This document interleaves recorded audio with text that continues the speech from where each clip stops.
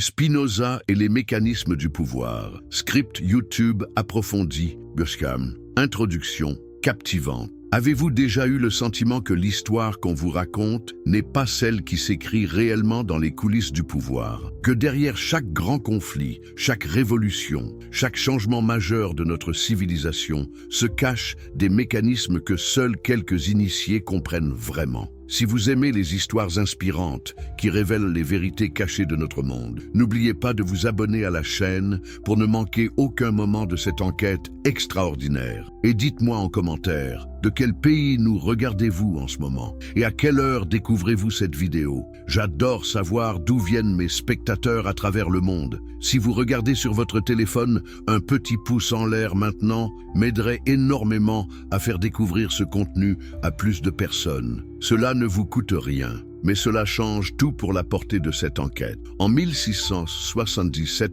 dans les ruelles sombres d'Amsterdam, un livre circulait en secret. Son auteur venait de mourir, emportant avec lui des secrets que les plus grandes institutions de l'époque auraient de préférer voir enterrés à jamais. Ce livre, c'était l'Éthique de Baruch Spinoza. Mais ce que peu savent, c'est qu'avant sa mort, ce philosophe avait percé à jour quelque chose d'extraordinaire. Comment les véritables centres de pouvoir orchestrent les grands mouvements de l'histoire? Qui était vraiment cet homme qui avait osé défier l'ordre établi au point d'être excommunié par sa propre communauté? Comment ces découvertes peuvent-elles nous aider à comprendre les mécanismes qui régissent encore aujourd'hui notre monde? Et surtout, que nous révèlent ces analyses sur la façon dont certaines institutions millénaires continuent d'influencer le cours des événements mondiaux? Accrochez-vous, car ce que vous allez découvrir va changer votre perception de l'histoire pour toujours. De Hegel, l'homme qui défia l'ordre établi à Amsterdam,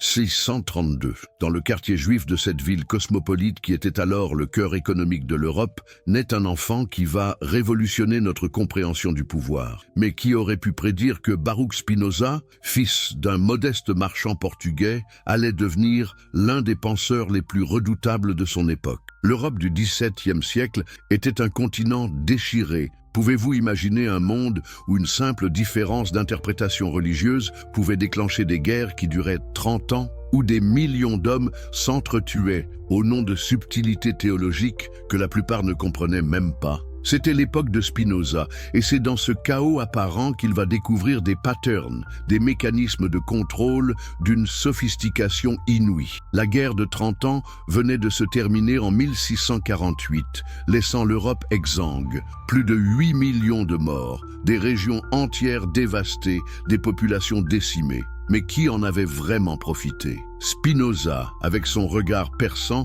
va identifier quelque chose que ses contemporains n'avaient pas vu. Derrière ces conflits religieux apparents se cachaient des enjeux de pouvoir d'une toute autre nature. Regardez les faits. Pendant que les armées protestantes et catholiques s'entretuaient sur les champs de bataille, qui négociaient dans l'ombre, qui finançait les différentes factions, qui sortait renforcé de ces décennies de chaos? Spinoza va comprendre que la religion n'était souvent qu'un prétexte, un moyen de mobiliser les masses pour des objectifs qui n'avaient rien de spirituel. Mais comment ce jeune homme, né dans une famille de marchands, a-t-il développé une vision si pénétrante des mécanismes du pouvoir? La réponse se trouve dans l'environnement extraordinaire d'Amsterdam à cette époque. Cette ville était un laboratoire unique en Europe. Refuge des persécutés religieux, centre du commerce international, lieu de rencontre des idées les plus avancées du continent. Spinoza avait accès aux informations qui circulaient dans les cercles marchands,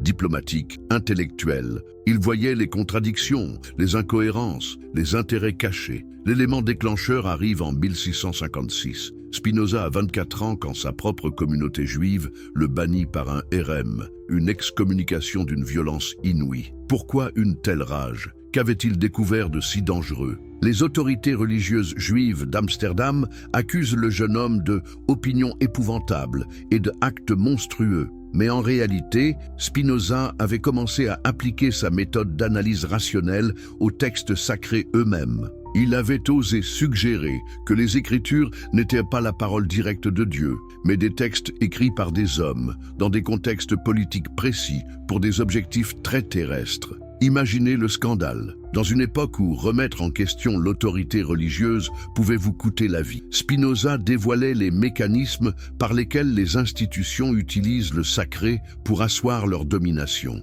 Mais sa méthode va bien au-delà de la critique religieuse. Dans son traité théologico-politique, publié anonymement en 1670, Spinoza développe une approche révolutionnaire pour analyser le pouvoir. Il applique à la politique les mêmes méthodes rigoureuses que Euclide appliquait à la géométrie. Pas d'émotion, pas de jugements moraux, pas de wishful thinking. Juste l'observation froide des mécanismes réels. Et qu'observe-t-il? Que les institutions les plus durables sont celles qui maîtrisent le mieux l'art de la manipulation des passions humaines. Spinoza identifie ce qu'il appelle les affects. La peur, l'espoir, la colère, l'amour, la haine, et il montre comment les détenteurs du pouvoir utilisent ces affects pour contrôler les masses. Prenez l'exemple de la peur. Comment une poignée d'hommes peut-elle dominer des millions d'individus en créant un ennemi extérieur qui menace l'existence même de la communauté? Mais attention,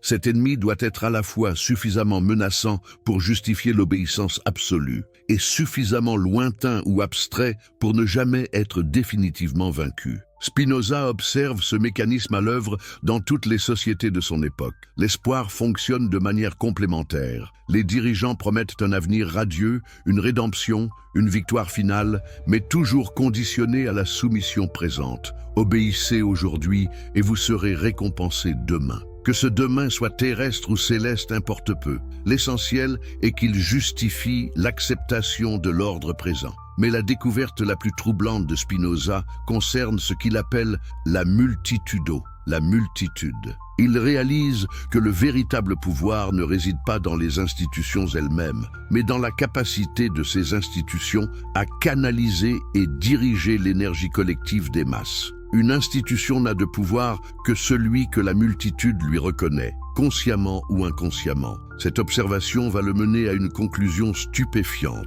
Les conflits apparents entre institutions peuvent en réalité masquer une collaboration profonde. Deux institutions qui semblent s'opposer peuvent en fait servir le même système de contrôle, en canalisant les frustrations populaires vers de faux débats qui ne remettent jamais en question les fondements réels du pouvoir. Regardez comment cela fonctionne. On présente à la population un choix binaire entre deux options apparemment opposées. Les masses se passionnent pour l'une ou l'autre, s'affrontent, se déchirent. Pendant ce temps, les véritables décisions se prennent ailleurs, par des acteurs qui ne sont pas dans le débat public, qui profitent du chaos créé par cette opposition artificielle. Spinoza va plus loin. Il identifie ce qu'il appelle les institutions métapolitiques. Ces organisations qui influencent le pouvoir sans l'exercer directement, qui façonnent les mentalités sans apparaître dans les organigrammes officiels, qui survivent au changement de régime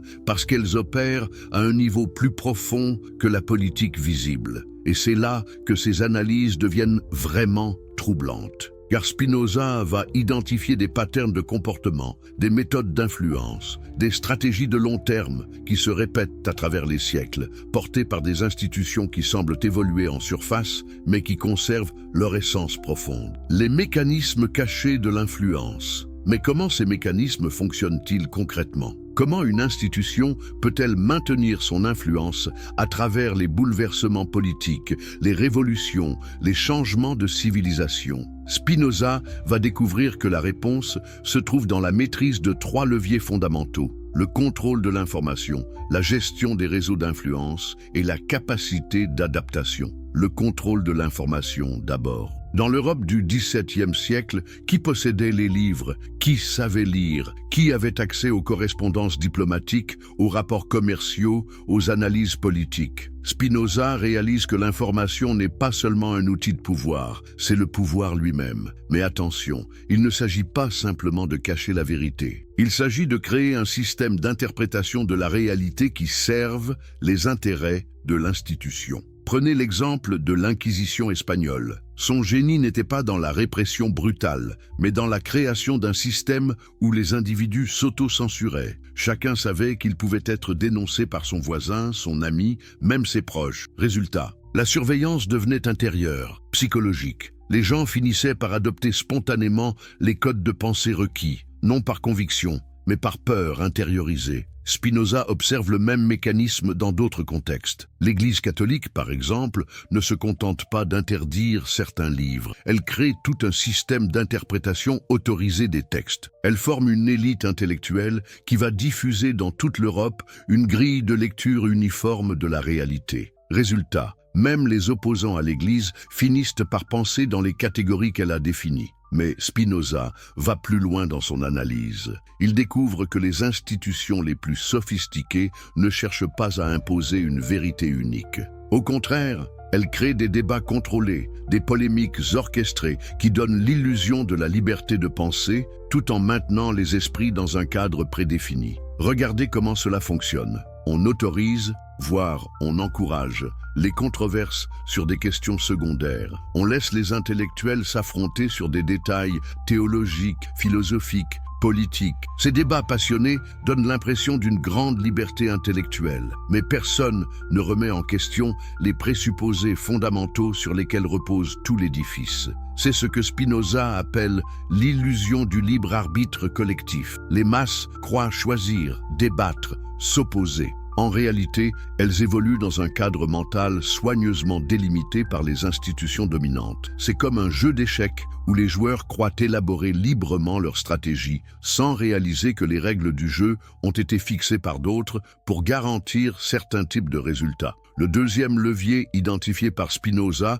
c'est la gestion des réseaux d'influence. Au XVIIe siècle, l'Europe était parcourue par des réseaux invisibles mais extrêmement efficaces. Réseaux commerciaux, diplomatiques, intellectuels, religieux. Spinoza comprend que les institutions durables ne sont pas celles qui imposent leur volonté par la force, mais celles qui réussissent à s'insérer dans ces réseaux, à les influencer, parfois même à les créer. Prenez l'exemple des Jésuites. Fondée en 1540, la Compagnie de Jésus devient rapidement l'une des organisations les plus influentes d'Europe. Comment ? Pas seulement par la prédication ou l'éducation. Les jésuites comprennent qu'il faut être présent là où se prennent les vraies décisions. Ils deviennent confesseurs des rois, conseillers des princes, éducateurs des élites. Ils créent un réseau international d'informateurs, d'agents d'influence, de décideurs qui partagent la même formation intellectuelle. Mais le génie du système, c'est qu'il ne ressemble pas à un complot. Chaque jésuite agit selon sa conscience, dans le cadre de sa mission locale. Pourtant, formés selon les mêmes méthodes,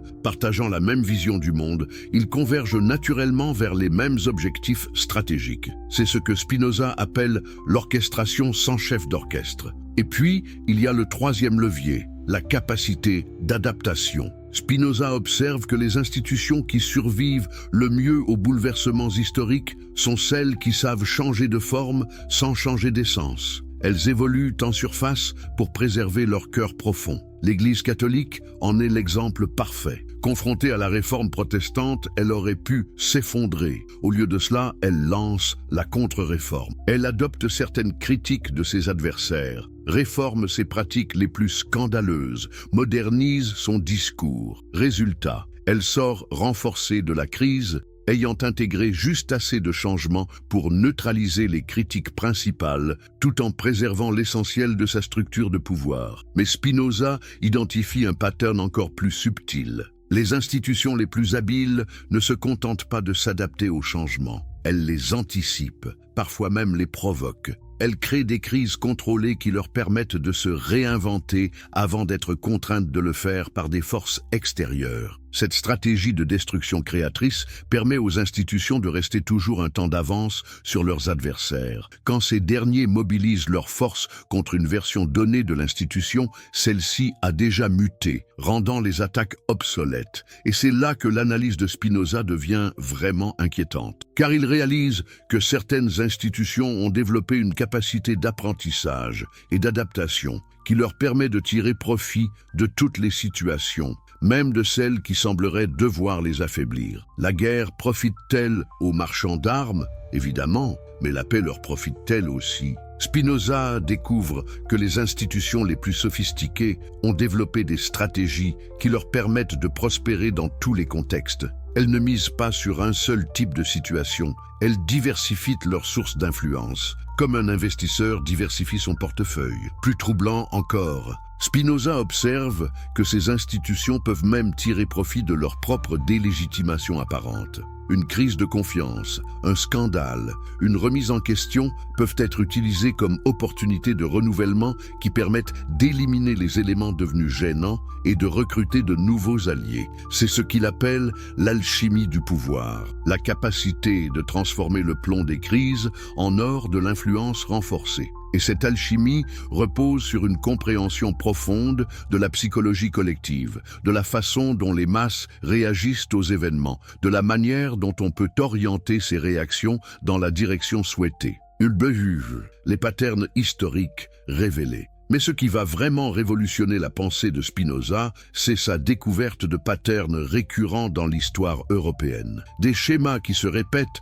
avec une régularité troublante, comme si les mêmes forces profondes étaient à l'œuvre derrière des événements apparemment différents. Et au cœur de ces patterns, une institution millénaire qui semble toujours jouer un rôle clé, même quand elle prétend rester en retrait. Remontons à l'année 1095. Le pape Urbain II lance la première croisade. Officiellement, il s'agit de libérer les lieux saints de la domination musulmane. Mais regardons les faits avec les yeux de Spinoza. L'Europe féodale est en pleine ébullition. Les seigneurs s'entretuent, l'autorité centrale s'effrite, l'économie stagne. La croisade arrive comme une solution providentielle. Elle canalise la violence vers l'extérieur, unit les élites européennes autour d'un projet commun, ouvre de nouvelles routes commerciales. Qui en profite réellement ? Les marchands italiens qui financent l'expédition et contrôlent les nouvelles routes commerciales, les ordres militaires religieux qui accumulent terres et richesses, et bien sûr, la papauté qui voit son prestige et son influence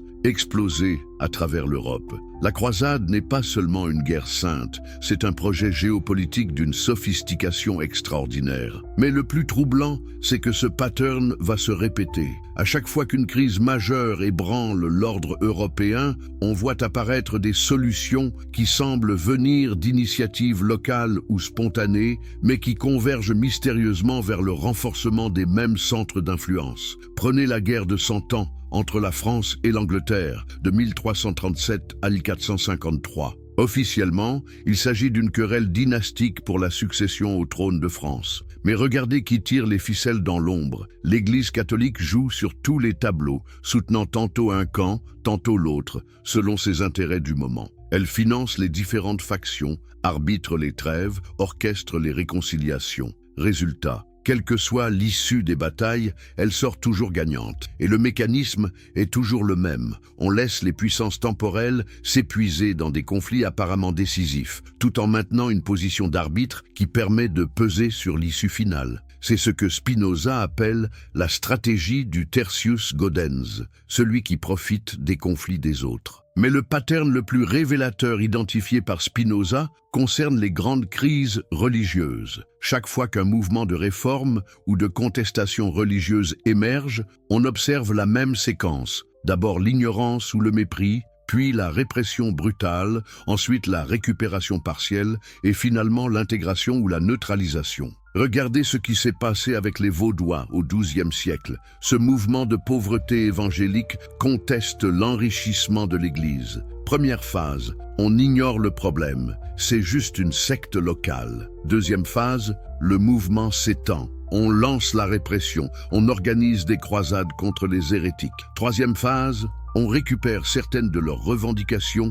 en créant les ordres mendiants franciscains et dominicains. Résultat, l'Église intègre la critique de sa richesse dans sa propre structure, neutralisant ainsi la contestation. Le même pattern se reproduit avec les cathares, avec Wycliffe, avec Huss. Et quand arrive Luther en 1517, Spinoza observe que l'Église applique la même méthode, mais cette fois avec moins de succès. Pourquoi ? Parce que le contexte a changé. L'imprimerie permet la diffusion rapide des idées, les princes allemands ont intérêt à s'affranchir de Rome, l'économie européenne est en mutation. Mais même là, Spinoza identifie des éléments troublants. Comment expliquer que la réforme protestante, qui devait affaiblir l'Église catholique, finisse par la renforcer? Car c'est bien ce qui se passe. Confrontée à la concurrence protestante, l'Église se réforme, se modernise, développe de nouveaux outils d'influence. Elle perd des territoires en Europe du Nord, mais conquiert des continents entiers en Amérique et en Asie. Et puis il y a ce détail que Spinoza trouve particulièrement significatif. Les guerres de religion qui déchirent l'Europe ne touchent jamais certains territoires, certaines routes commerciales,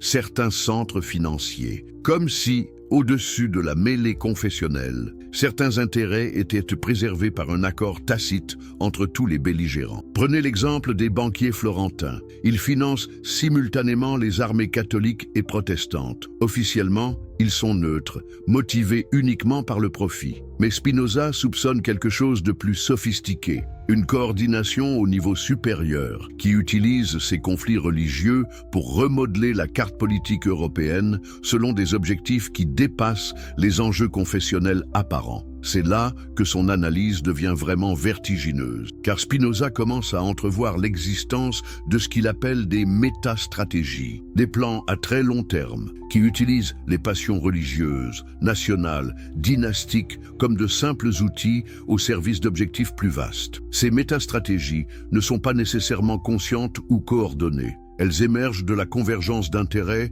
entre différents groupes qui, sans forcément se concerter, finissent par agir dans la même direction. Mais leur efficacité n'en est que plus redoutable, car elles sont pratiquement impossibles à identifier et donc à contrer. Et au cœur de ces métastratégies, Spinoza identifie toujours la même institution. Une organisation qui a traversé les siècles en s'adaptant à tous les contextes, qui a survécu à la chute de l'Empire romain, à l'émergence des monarchies nationales, aux révolutions religieuses, aux transformations économiques. Une institution qui possède la mémoire historique la plus longue, les réseaux les plus étendus, les ressources les plus diversifiées. Cette institution, c'est bien sûr la papauté et plus largement l'Église catholique romaine. Mais attention, Spinoza ne verse pas dans la théorie du complot. Il ne prétend pas que le Vatican contrôle tout depuis ses bureaux. Son analyse est bien plus subtile et donc bien plus troublante. Ce qu'il découvre, c'est l'existence d'un système d'influence qui fonctionne de manière largement autonome,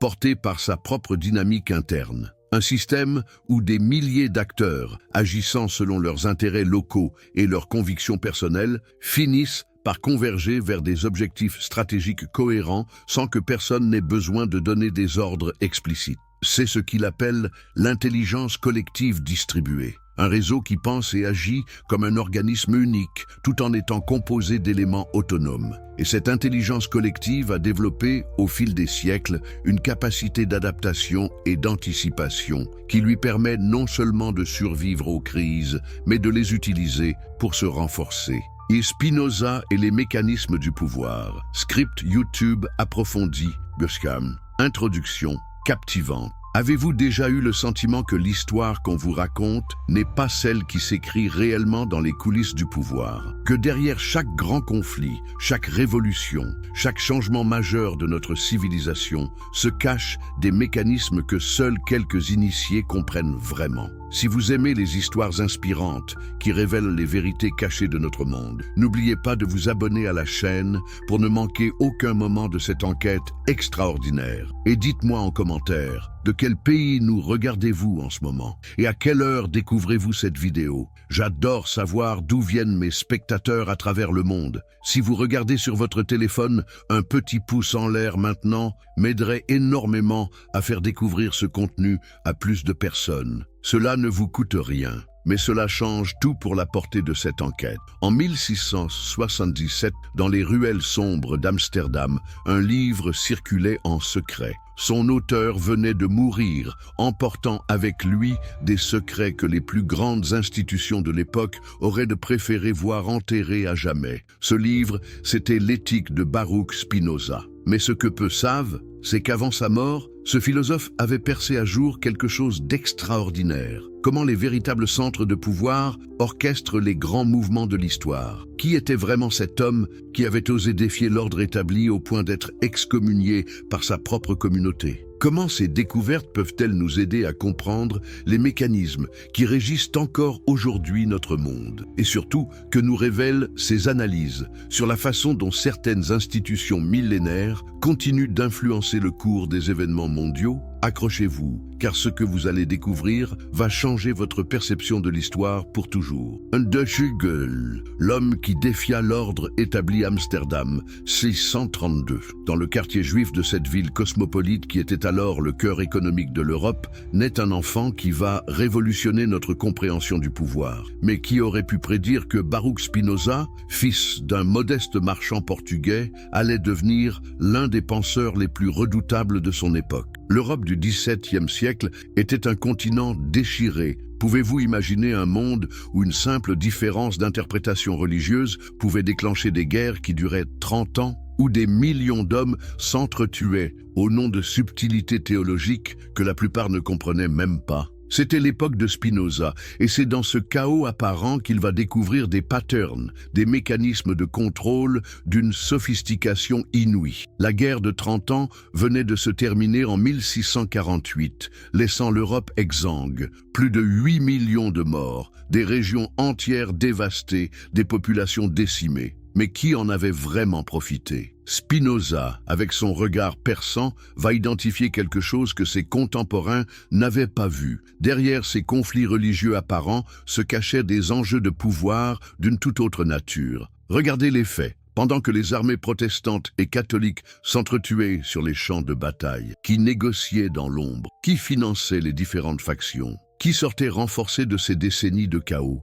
Spinoza va comprendre que la religion n'était souvent qu'un prétexte, un moyen de mobiliser les masses pour des objectifs qui n'avaient rien de spirituel. Mais comment ce jeune homme, né dans une famille de marchands, a-t-il développé une vision si pénétrante des mécanismes du pouvoir? La réponse se trouve dans l'environnement extraordinaire d'Amsterdam à cette époque. Cette ville était un laboratoire unique en Europe. Refuge des persécutés religieux, centre du commerce international, lieu de rencontre des idées les plus avancées du continent. Spinoza avait accès aux informations qui circulaient dans les cercles marchands, diplomatiques, intellectuels. Il voyait les contradictions, les incohérences, les intérêts cachés. L'élément déclencheur arrive en 1656. Spinoza a 24 ans quand sa propre communauté juive le bannit par un érème, une excommunication d'une violence inouïe. Pourquoi une telle rage? Qu'avait-il découvert de si dangereux? Les autorités religieuses juives d'Amsterdam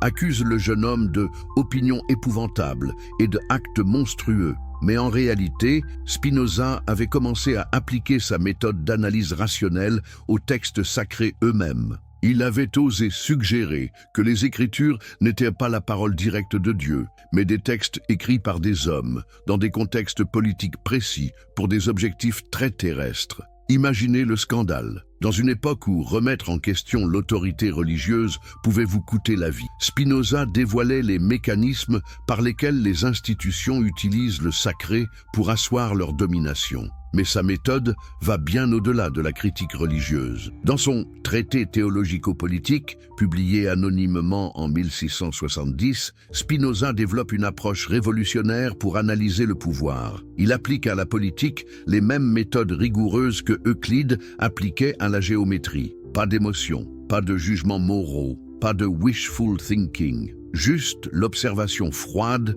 des mécanismes réels. Et qu'observe-t-il? Que les institutions les plus durables sont celles qui maîtrisent le mieux l'art de la manipulation des passions humaines. Spinoza identifie ce qu'il appelle les affects. La peur, l'espoir, la colère, l'amour, la haine, et il montre comment les détenteurs du pouvoir utilisent ces affects pour contrôler les masses. Prenez l'exemple de la peur. Comment une poignée d'hommes peut-elle dominer des millions d'individus en créant un ennemi extérieur qui menace l'existence même de la communauté? Mais attention, cet ennemi doit être à la fois suffisamment menaçant pour justifier l'obéissance absolue et suffisamment lointain ou abstrait pour ne jamais être définitivement vaincu. Spinoza observe ce mécanisme à l'œuvre dans toutes les sociétés de son époque. L'espoir fonctionne de manière complémentaire. Les dirigeants promettent un avenir radieux, une rédemption, une victoire finale, mais toujours conditionnée à la soumission présente.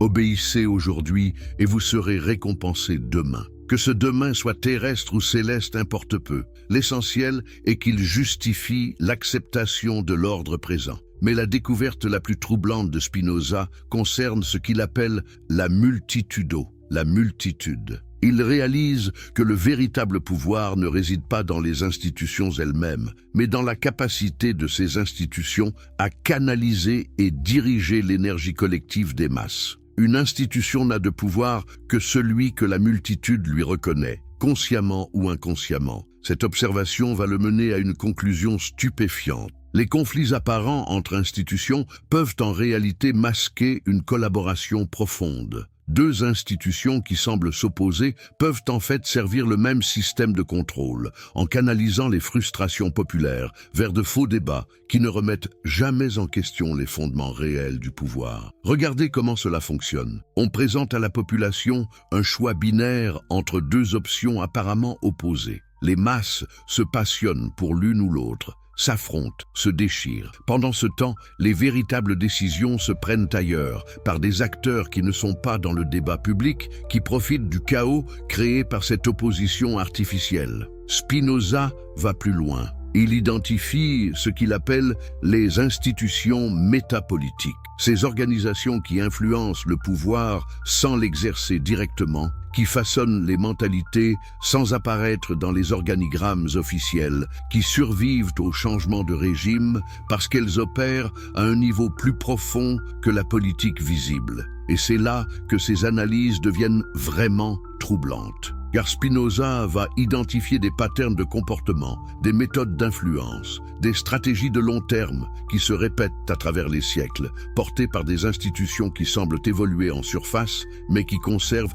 leur essence profonde. Les mécanismes cachés de l'influence. Mais comment ces mécanismes fonctionnent-ils concrètement ? Comment une institution peut-elle maintenir son influence à travers les bouleversements politiques, les révolutions, les changements de civilisation ? Spinoza va découvrir que la réponse se trouve dans la maîtrise de trois leviers fondamentaux: le contrôle de l'information, la gestion des réseaux d'influence et la capacité d'adaptation. Le contrôle de l'information d'abord. Dans l'Europe du XVIIe siècle, qui possédait les livres? Qui savait lire? Qui avait accès aux correspondances diplomatiques, aux rapports commerciaux, aux analyses politiques? Spinoza réalise que l'information n'est pas seulement un outil de pouvoir, c'est le pouvoir lui-même. Mais attention, il ne s'agit pas simplement de cacher la vérité. Il s'agit de créer un système d'interprétation de la réalité qui serve les intérêts de l'institution. Prenez l'exemple de l'Inquisition espagnole. Son génie n'était pas dans la répression brutale,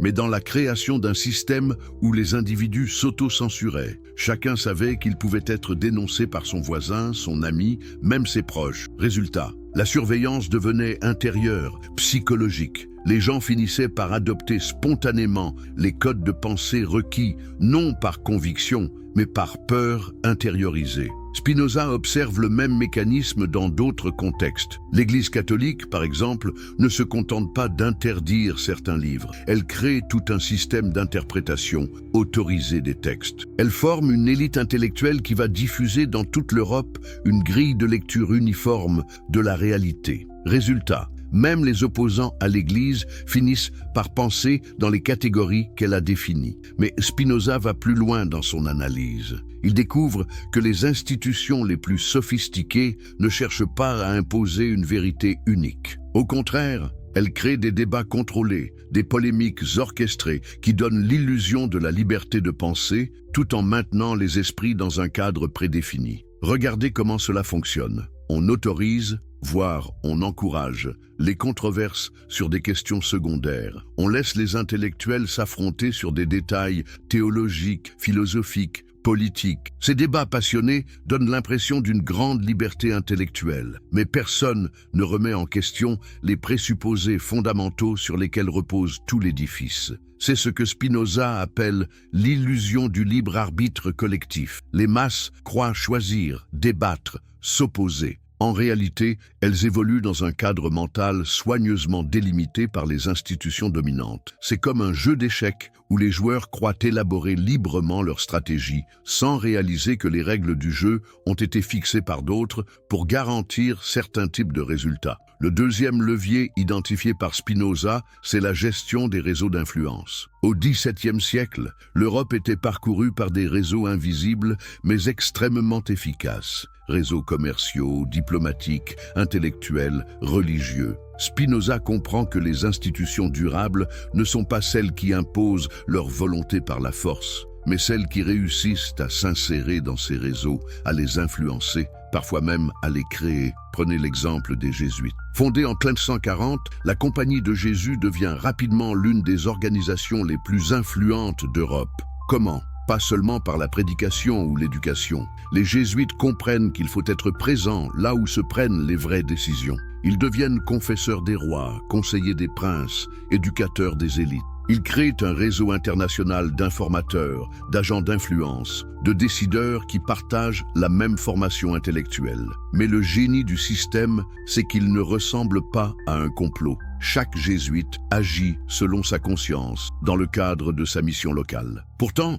formés selon les mêmes méthodes, partageant la même vision du monde, ils convergent naturellement vers les mêmes objectifs stratégiques. C'est ce que Spinoza appelle l'orchestration sans chef d'orchestre. Et puis, il y a le troisième levier, la capacité d'adaptation. Spinoza observe que les institutions qui survivent le mieux aux bouleversements historiques sont celles qui savent changer de forme sans changer d'essence. Elles évoluent en surface pour préserver leur cœur profond. L'Église catholique en est l'exemple parfait. Confrontée à la réforme protestante, elle aurait pu s'effondrer. Au lieu de cela, elle lance la contre-réforme. Elle adopte certaines critiques de ses adversaires, réforme ses pratiques les plus scandaleuses, modernise son discours. Résultat, elle sort renforcée de la crise, ayant intégré juste assez de changements pour neutraliser les critiques principales, tout en préservant l'essentiel de sa structure de pouvoir. Mais Spinoza identifie un pattern encore plus subtil.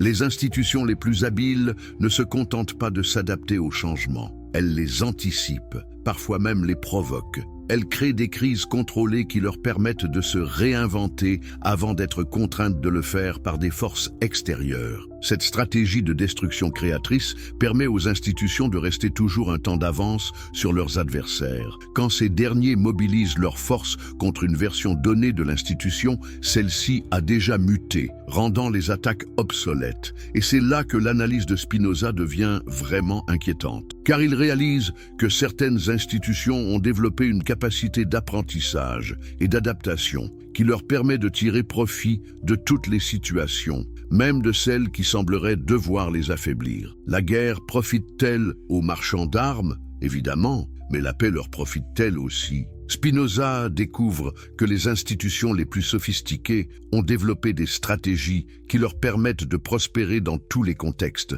Elles ne misent pas sur un seul type de situation, elles diversifient leurs sources d'influence, comme un investisseur diversifie son portefeuille. Plus troublant encore, Spinoza observe que ces institutions peuvent même tirer profit de leur propre délégitimation apparente. Une crise de confiance, un scandale, une remise en question peuvent être utilisés comme opportunités de renouvellement qui permettent d'éliminer les éléments devenus gênants et de recruter de nouveaux alliés. C'est ce qu'il appelle l'alchimie du pouvoir, la capacité de transformer le plomb des crises en or de l'influence renforcée. Et cette alchimie repose sur une compréhension profonde de la psychologie collective, de la façon dont les masses réagissent aux événements, de la manière dont on peut orienter ces réactions dans la direction souhaitée. Les patterns historiques révélés. Mais ce qui va vraiment révolutionner la pensée de Spinoza, c'est sa découverte de patterns récurrents dans l'histoire européenne. Des schémas qui se répètent avec une régularité troublante, comme si les mêmes forces profondes étaient à l'œuvre derrière des événements apparemment différents. Et au cœur de ces patterns, une institution millénaire qui semble toujours jouer un rôle clé, même quand elle prétend rester en retrait. Remontons à l'année 1095. Le pape Urbain II lance la première croisade. Officiellement, il s'agit de libérer les lieux saints de la domination musulmane. Mais regardons les faits avec les yeux de Spinoza. L'Europe féodale est en pleine ébullition.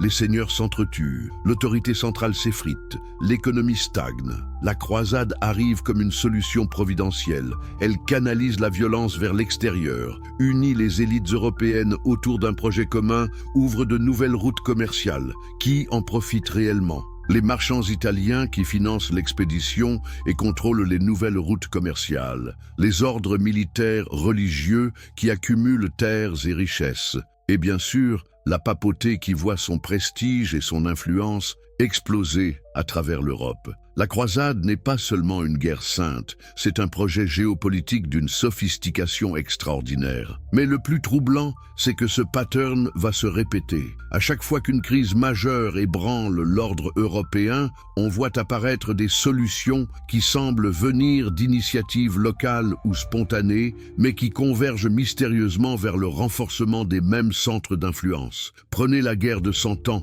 entre la France et l'Angleterre, de 1337 à 1453. Officiellement, il s'agit d'une querelle dynastique pour la succession au trône de France. Mais regardez qui tire les ficelles dans l'ombre. L'Église catholique joue sur tous les tableaux, soutenant tantôt un camp, tantôt l'autre, selon ses intérêts du moment. Elle finance les différentes factions, arbitre les trêves, orchestre les réconciliations. Résultat, quelle que soit l'issue des batailles, elle sort toujours gagnante. Et le mécanisme est toujours le même. On laisse les puissances temporelles s'épuiser dans des conflits apparemment décisifs, tout en maintenant une position d'arbitre qui permet de peser sur l'issue finale. C'est ce que Spinoza appelle la stratégie du tertius gaudens, celui qui profite des conflits des autres. Mais le pattern le plus révélateur identifié par Spinoza concerne les grandes crises religieuses. Chaque fois qu'un mouvement de réforme ou de contestation religieuse émerge, on observe la même séquence.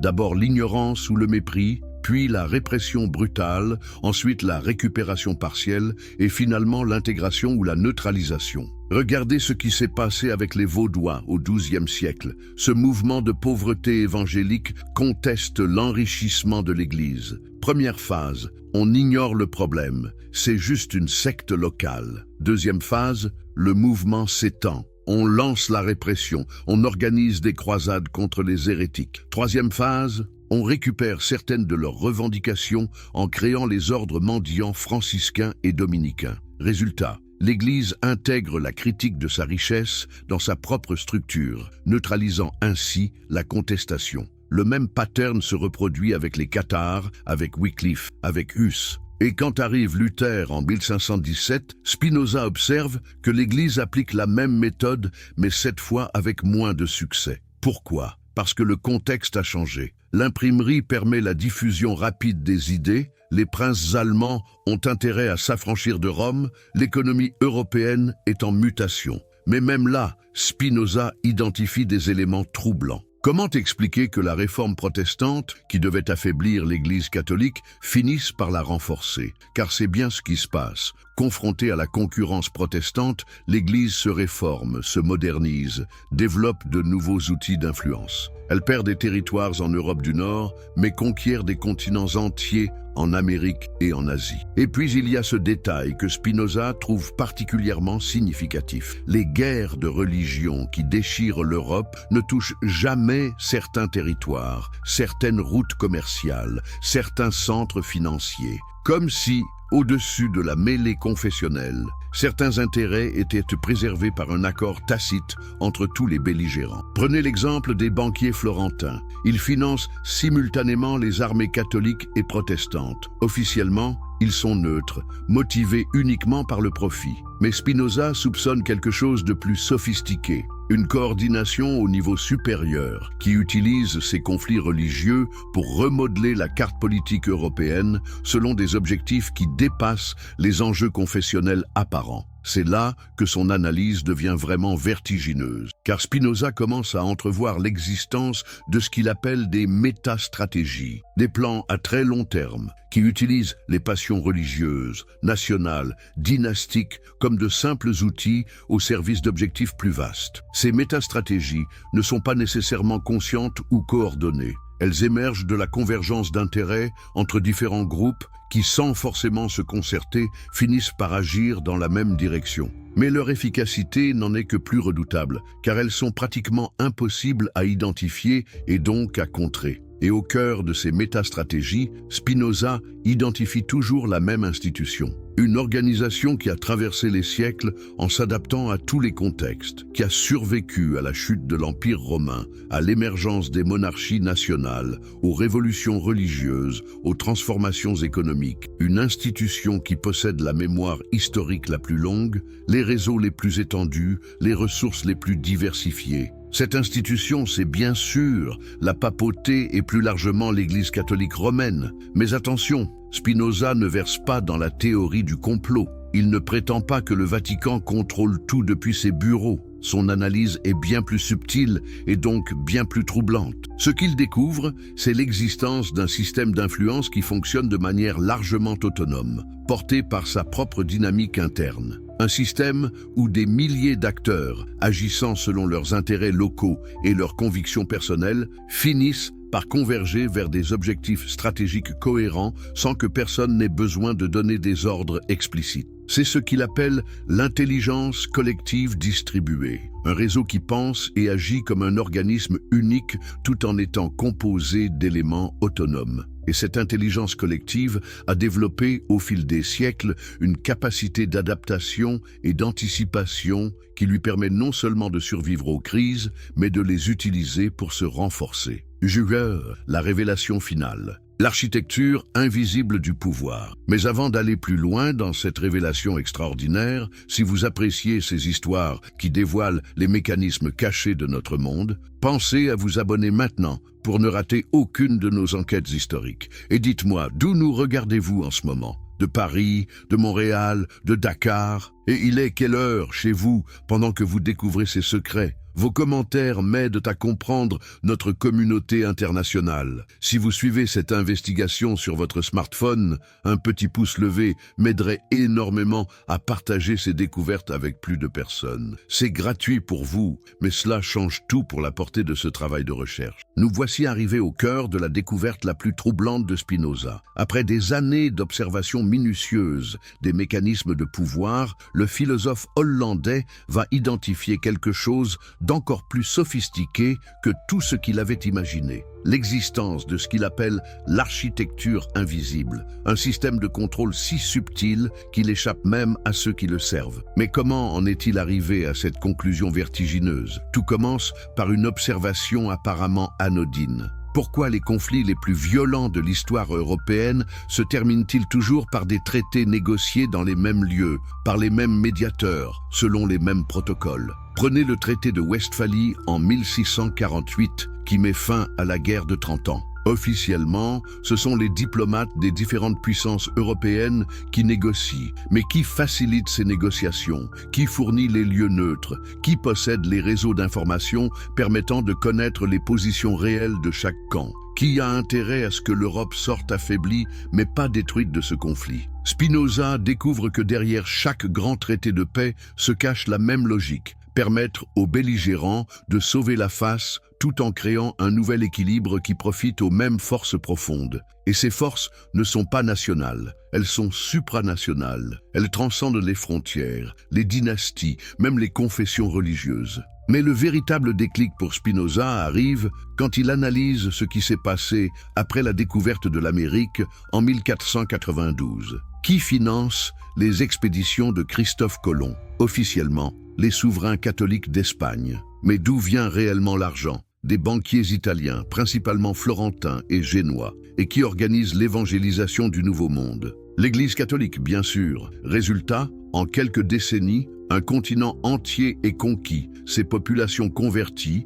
ses richesses drainées vers l'Europe. Mais regardez attentivement qui contrôle réellement ce système. L'or et l'argent américains transitent par Séville, mais finissent dans les coffres des banquiers italiens. Les territoires sont administrés par Madrid, mais l'organisation sociale et culturelle est façonnée par Rome. Et voici le plus troublant. Quand l'Espagne s'effondrera sous le poids de ses contradictions économiques au XVIIe siècle, qui récupérera son héritage? Pas l'Angleterre ou la France, comme on pourrait le croire. Non, les véritables bénéficiaires seront ces mêmes réseaux financiers et religieux qui avaient organisé la conquête initiale. Ils changeront simplement de pavillons nationaux. C'est là que Spinoza comprend quelque chose de fondamental. Les nations, les dynasties, les empires ne sont que des véhicules temporaires au service de forces qui les dépassent. Ces forces utilisent les passions nationales, dynastiques, religieuses, pour réaliser des objectifs qui n'ont rien à voir avec les intérêts apparents des peuples mobilisés. Mais comment ces forces parviennent-elles à coordonner leurs actions à travers l'Europe et maintenant l'Amérique? Spinoza va identifier un réseau d'une sophistication inouïe, celui des ordres religieux internationaux, en particulier les jésuites, fondés en 1540. Imaginez une organisation qui possède des membres dans toutes les cours européennes, qui contrôle l'éducation des élites, qui dispose d'un réseau de communication plus efficace que celui des États, qui accumule des informations stratégiques sur tous les acteurs politiques et économiques de l'époque. Les jésuites ne sont pas seulement des missionnaires, ils sont les agents d'un système d'intelligence et d'influence d'une modernité stupéfiante. Et leur méthode, elle repose sur ce que Spinoza appelle l'infiltration par les valeurs. Au lieu d'imposer leur vue par la force, ils façonnent les systèmes éducatifs, forment les futures élites, créent des réseaux d'anciens élèves qui, une fois parvenus au poste de responsabilité, partagent naturellement les mêmes références intellectuelles et morales. Prenez l'exemple de Louis XIV. Le roi Soleil, symbole de l'absolutisme français, semble l'incarnation de l'indépendance nationale face à Rome. Pourtant, qui a formé ses principaux ministres? Qui influence sa politique culturelle? Qui organise ses alliances matrimoniales? À chaque niveau, on retrouve des hommes formés dans le moule jésuite qui appliquent spontanément des méthodes et poursuivent des objectifs cohérents avec les intérêts supranationaux de l'Église. Et le génie du système, c'est que ces hommes ne se perçoivent pas comme des agents d'une puissance étrangère. Ils sont sincèrement convaincus de servir les intérêts de leur pays. Mais leur définition de ces intérêts, leur méthode d'analyse, leurs réflexes stratégiques ont été façonnés par une formation qui les dépasse. C'est ce que Spinoza appelle l'hégémonie culturelle, la capacité d'une institution à définir les catégories de pensée dans lesquelles évoluent ses adversaires apparents. Peu importe que ses adversaires croient s'opposer à elle, s'ils pensent dans les catégories qu'elle a définies, ils finissent par servir ses objectifs profonds. Mais l'analyse de Spinoza va encore plus loin. Il découvre que ce système d'influence ne se contente pas de réagir aux événements, il les anticipe, parfois même les provoque. Comment? En créant ce qu'il appelle des crises contrôlées, qui permettent de remodeler l'ordre européen selon ses intérêts. Regardez ce qui se passe avec la révocation de l'édit de Nantes par Louis XIV en 1685. Officiellement, le roi de France agit pour restaurer l'unité religieuse de son royaume. Mais regardez les conséquences. Des dizaines de milliers de protestants français, souvent les plus entreprenants et les plus qualifiés, s'exilent vers l'Angleterre, la Hollande, la Prusse. Résultat, ces pays se renforcent économiquement et militairement, créant un contrepoids à la puissance française. Coïncidence? Spinoza en doute. Il soupçonne que cette décision apparemment irrationnelle serve en réalité une stratégie plus vaste, empêcher qu'une seule puissance nationale ne devienne trop dominante en Europe. Mieux vaut un continent divisé en puissances rivales qu'un empire unifié qui pourrait défier l'autorité supranationale. Et effectivement, que se passe-t-il dans les décennies suivantes? L'Europe s'enfonce dans une série de conflits, guerre de la Ligue d'Augsbourg, guerre de succession d'Espagne, qui épuisent toutes les puissances nationales et renforcent le rôle des médiateurs supranationaux. Mais le plus troublant dans l'analyse de Spinoza, c'est sa découverte de ce qu'il appelle les guerres programmées. Il observe que certains conflits suivent des patterns si réguliers qu'ils semblent orchestrés. Tous les 20 à 30 ans, l'Europe s'enflamme dans une guerre générale qui redistribue les cartes géopolitiques sans jamais remettre en question les équilibres fondamentaux. Et à chaque fois, le même scénario. Montée des tensions nationalistes, incidents diplomatiques, mobilisation des passions populaires, guerre dévastatrice,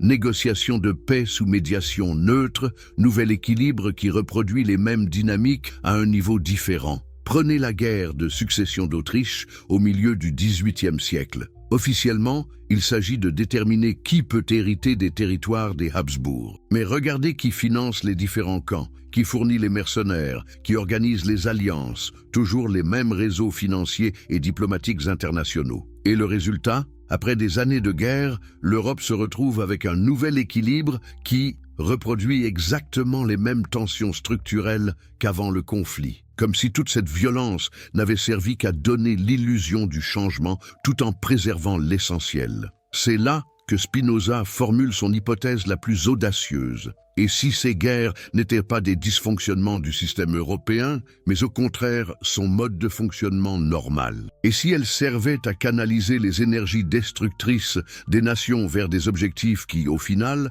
renforcent l'ordre supranational? Pensez-y, une guerre coûte énormément d'argent. Qui le prête?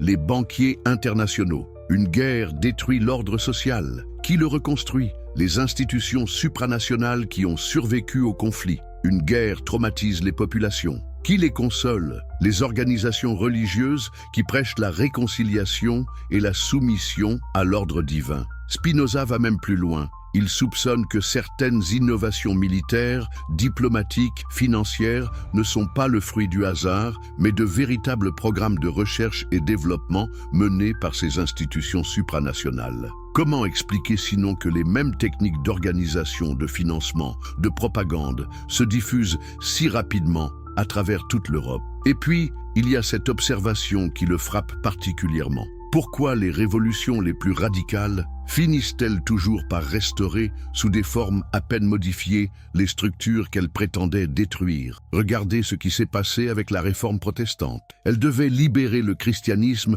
de l'emprise de Rome. Résultat, elle crée de nouvelles églises nationales qui reproduisent, à une échelle plus petite, les mêmes mécanismes de contrôle que l'Église catholique. Pire, en fragmentant le christianisme, elle facilite paradoxalement le travail de coordination supranationale de Rome qui peut désormais jouer sur les divisions entre protestants. C'est ce que Spinoza appelle la révolution intégrée, un processus par lequel les forces de contestation sont absorbées et retournées au profit du système qu'elles prétendaient combattre. Non pas par répression brutale, mais par une absorption subtile qui donne l'illusion de la victoire aux révolutionnaires tout en préservant l'essentiel pour les forces établies. Mais comment ce système peut-il fonctionner sans coordination centrale explicite? Comment des acteurs dispersés aux quatre coins de l'Europe peuvent-ils converger vers les mêmes objectifs stratégiques? La réponse de Spinoza est géniale, par ce qu'il appelle l'isomorphisme structurel.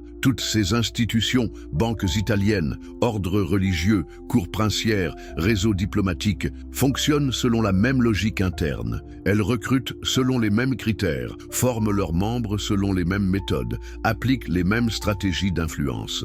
Résultat, sans avoir besoin de se concerter explicitement, elles développent spontanément des stratégies complémentaires. C'est comme un orchestre où chaque musicien, formé dans la même école, finit par jouer sa partition de façon harmonieuse avec les autres, sans avoir besoin d'un chef d'orchestre visible. Et cette harmonie invisible est d'autant plus efficace qu'elle échappe à la conscience de la plupart de ses acteurs. Un banquier florentin qui finance une guerre entre la France et l'Autriche ne pense qu'à son profit immédiat. Un jésuite qui conseille un prince ne voit que sa mission pastorale. Un diplomate qui négocie un traité ne considère que les intérêts de son souverain. Pourtant, leurs actions convergent vers un résultat d'ensemble qui dépasse leurs intentions individuelles. C'est ce que Spinoza appelle l'intelligence émergente, un système qui produit des stratégies cohérentes sans qu'aucun de ses composants n'ait conscience de la stratégie globale. Et cette intelligence émergente a développé au fil des siècles des capacités d'apprentissage et d'adaptation qui lui permettent de tirer profit de toutes les situations. Guerre ou paix, crise ou prospérité, révolution ou conservation. Elle a appris à transformer chaque configuration historique en opportunité de renforcement. C'est pourquoi, selon Spinoza, il est vain d'essayer de combattre ce système en s'attaquant à l'un de ses composants visibles. Détruire une institution particulière ne fait que libérer un espace que d'autres institutions du même réseau vont immédiatement occuper. C'est comme vouloir tuer un organisme en coupant l'un de ses tentacules. Il en repousse d'autres, souvent plus forts qu'avant. La seule façon de résister à ce système, selon Spinoza, c'est de comprendre sa logique interne pour développer une intelligence collective alternative. Mais cela suppose un niveau de conscience et d'organisation que les masses n'ont jamais atteint dans l'histoire. D'où le pessimisme apparent du philosophe hollandais sur les possibilités de transformation radicale de l'ordre établi. De Bavum, la prophétie de Spinoza, l'avenir dévoilé. Mais Spinoza ne s'arrête pas à l'analyse du présent. Fidèle à sa méthode géométrique, il va extrapoler les tendances qu'il a identifiées pour anticiper l'évolution future de ces mécanismes de pouvoir. Et ses prédictions, formulées dans ses notes privées, découvertes après sa mort, vont se révéler d'une précision troublante. Première prédiction. Les conflits religieux vont progressivement céder la place à des conflits idéologiques apparemment laïques, mais qui reproduiront exactement les mêmes patterns de manipulation des masses. Pourquoi ? Parce que les institutions qui maîtrisent ces mécanismes vont simplement adapter leur vocabulaire et leurs méthodes aux nouvelles mentalités, sans changer leur logique profonde. Et effectivement, que voyons-nous dans les siècles qui suivent ? Les guerres de religion laissent place aux guerres nationales, puis aux guerres idéologiques. Mais à chaque fois, on retrouve les mêmes mécanismes. Mobilisation passionnelle des masses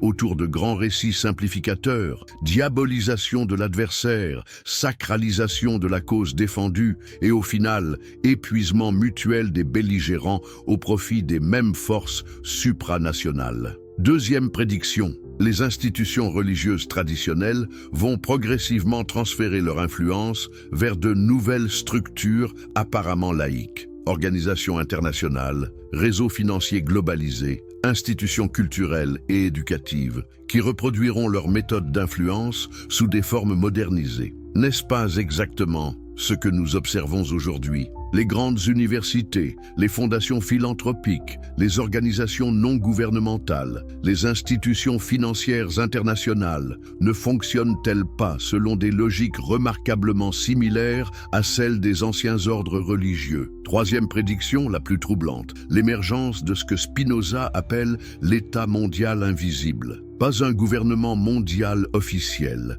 qui serait trop voyant et donc contestable, mais un réseau d'institutions interconnectées qui exerceront une souveraineté de facto sur les questions essentielles, tout en laissant aux États nationaux l'illusion de leur indépendance sur les questions secondaires. Et ce réseau reproduira, à l'échelle planétaire, les mêmes mécanismes que Spinoza a identifiés à l'échelle européenne. Contrôle de l'information et des systèmes éducatifs, gestion des crises pour remodeler l'ordre international, utilisation des passions nationales et idéologiques comme instrument de politique globale. Mais comment Spinoza peut-il être si précis dans ses prédictions? Parce qu'il a compris que ces mécanismes ne sont pas contingents, ils découlent de lois psychologiques et sociologiques aussi rigoureuses que les lois de la physique. Tant que la nature humaine restera la même, tant que les masses continueront à fonctionner selon les mêmes affects fondamentaux, les techniques de manipulation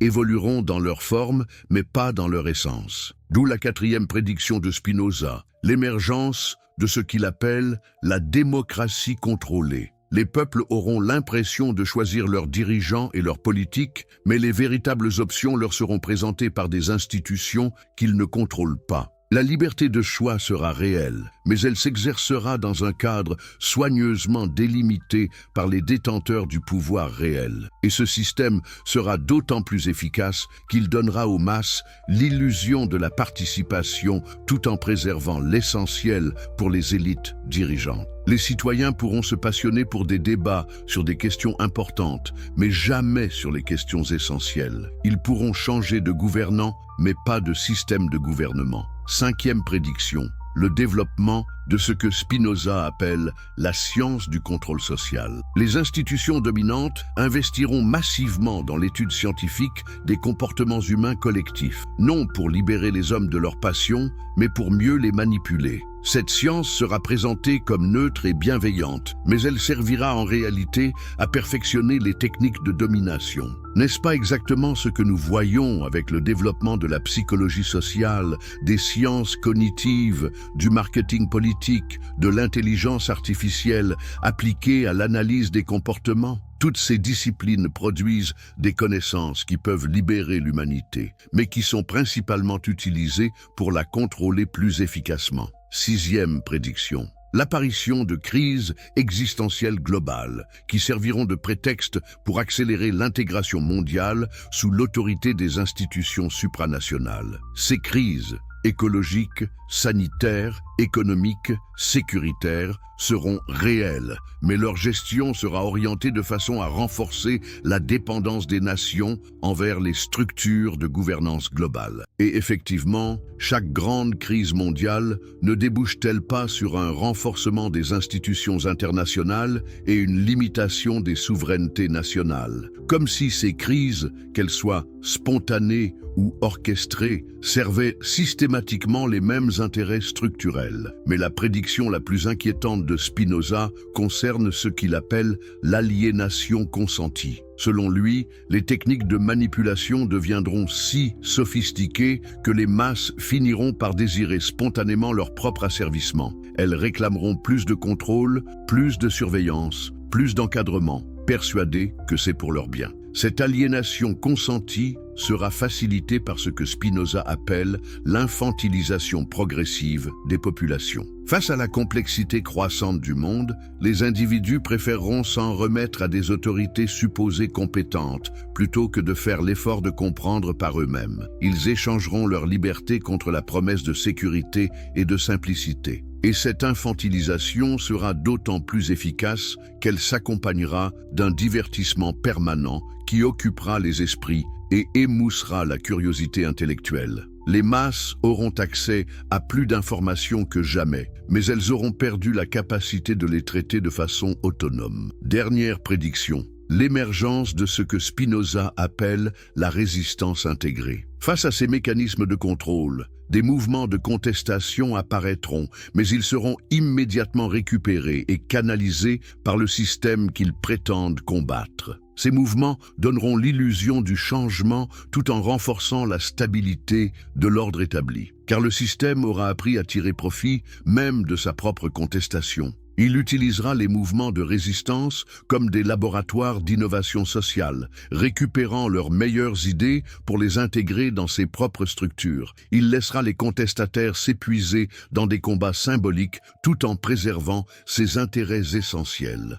Mais alors, selon Spinoza, y a-t-il encore une possibilité de liberté réelle pour l'humanité? Sa réponse est nuancée. Oui. Mais elle suppose une révolution de la conscience qui n'a encore jamais eu lieu dans l'histoire. Il faudrait que les masses développent ce qu'il appelle l'intelligence stratégique collective, la capacité de comprendre les mécanismes profonds qui les gouvernent et de s'organiser pour les contrecarrer. Cette révolution de la conscience ne peut pas venir d'en haut, puisque toutes les institutions capables de l'impulser sont déjà intégrées dans le système dominant. Elle doit émerger spontanément de la base, portée par des individus qui ont développé suffisamment d'autonomie intellectuelle pour résister aux manipulations. Mais cela suppose un niveau d'éducation, de lucidité, de courage moral que l'humanité n'a jamais atteint massivement. D'où le pessimisme de Spinoza sur les chances de transformation radicale. Selon lui,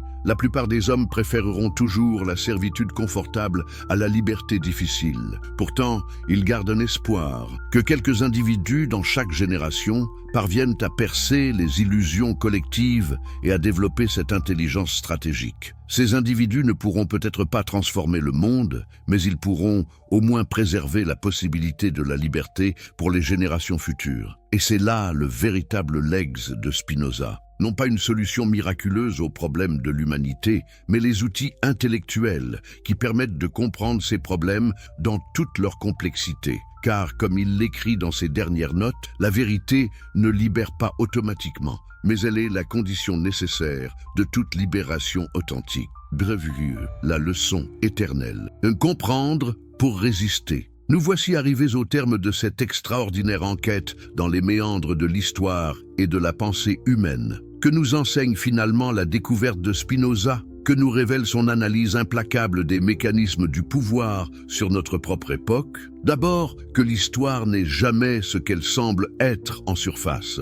Derrière les grands récits officiels, derrière les passions nationales et religieuses, derrière les idéologies en apparence opposées, se déploient des stratégies d'une sophistication qui dépasse l'entendement ordinaire. Des stratégies portées par des institutions qui ont appris, au fil des siècles, à transformer chaque crise en opportunité, chaque contestation en renforcement. Ensuite, que ces mécanismes ne relèvent pas du complot au sens classique du terme. Il ne s'agit pas d'un petit groupe d'hommes qui se réunirait en secret pour décider du sort du monde. Il s'agit de quelque chose de bien plus subtil et donc de bien plus redoutable. Un système d'intelligence collective distribuée qui fonctionne selon sa propre logique, porté par des milliers d'acteurs qui servent ses objectifs sans toujours en avoir conscience. Ce système a développé au cours des siècles une capacité d'apprentissage et d'adaptation qui lui permet de survivre à tous les bouleversements,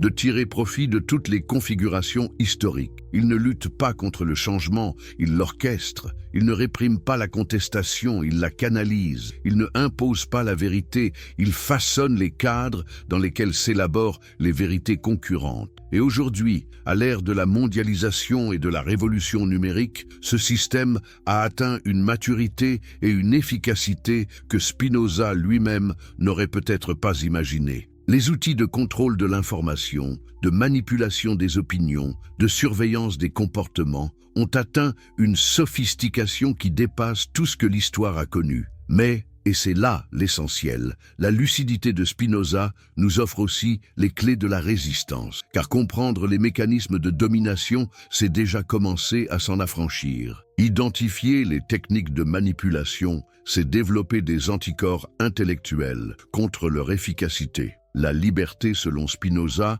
ne consiste pas à échapper aux lois qui gouvernent l'univers. C'est impossible. Elle consiste à comprendre ces lois pour agir en connaissance de cause. De même, la liberté politique ne consiste pas à échapper aux mécanismes du pouvoir. Ils sont inhérents à toute société humaine. Elle consiste à les comprendre suffisamment bien pour ne plus en être les jouets inconscients. Et cette compréhension commence par un travail sur soi-même. Car comme l'a montré Spinoza, nous ne pouvons résister aux manipulations extérieures qu'en apprenant d'abord à maîtriser nos propres passions, nos propres illusions, nos propres mécanismes de fuite devant la complexité du réel. Cela suppose de développer ce que les philosophes appellent l'esprit critique, mais un esprit critique radical qui s'applique d'abord à nos propres certitudes. Cela suppose de cultiver l'autonomie intellectuelle, la capacité de penser par soi-même même quand c'est inconfortable. Cela suppose enfin de développer le courage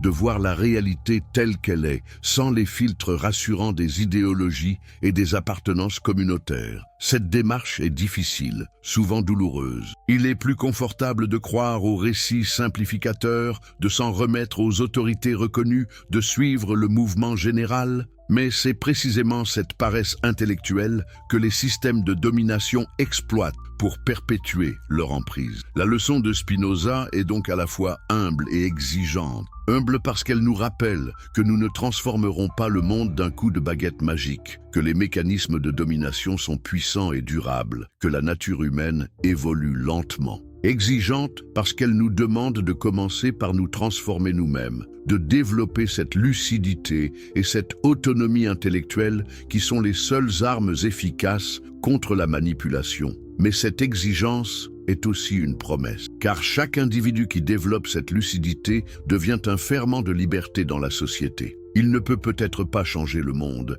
mais il change son environnement immédiat. Il devient un exemple, un modèle, un inspirateur pour d'autres. Et c'est ainsi, selon Spinoza, que se prépare la seule révolution qui vaille. Non pas un changement des structures de pouvoir qui se reconstitueront sous d'autres formes, mais une élévation du niveau de conscience collective qui rendra impossible le retour aux anciennes formes de manipulation. Cette révolution de la conscience est l'œuvre de générations. Elle ne se décrète pas, elle se cultive. Elle ne se fait pas dans la rue, elle se fait dans l'intimité de chaque esprit qui refuse les facilités de la pensée paresseuse et du conformisme intellectuel. Voilà le véritable message de Spinoza à travers les siècles. Voilà son cadeau à l'humanité. Non pas une solution clés en main aux problèmes du pouvoir, mais les outils pour comprendre ces problèmes et en les comprenant, pour commencer à s'en libérer. Car au final, la plus grande découverte de ce philosophe extraordinaire n'est peut-être pas d'avoir percé les secrets du Vatican ou de toute autre institution. C'est d'avoir montré que la liberté n'est pas un don qui nous tombe du ciel, mais une conquête permanente de l'intelligence sur l'ignorance, de la raison sur les passions aveugles, de la lucidité sur les illusions confortables. Et cette conquête, elle commence maintenant ici, dans votre esprit qui questionne, qui doute, qui cherche à comprendre au-delà des apparences. Elle commence par cette simple